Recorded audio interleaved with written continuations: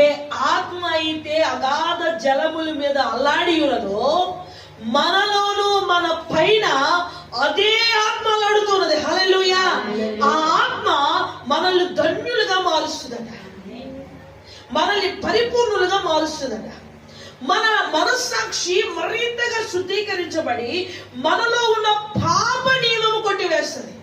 చాలా మంది పాప నియమాన్ని కొట్టివేయరు, దాన్ని అప్పుడప్పుడు తీసుకుని వస్తూ ఉంటారు ఎక్కడికో దిగ్గరికి.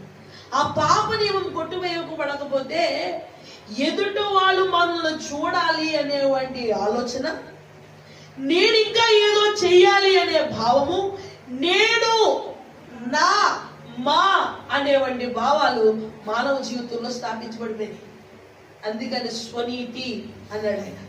నీ నీతిని తీసేస్తే నా నీతిని నీలో పెడతాను. ప్రభా ప్రభా ప్రభా, నువ్వు నన్ను పిలవక నా నీతిని, నా రాజ్యాన్ని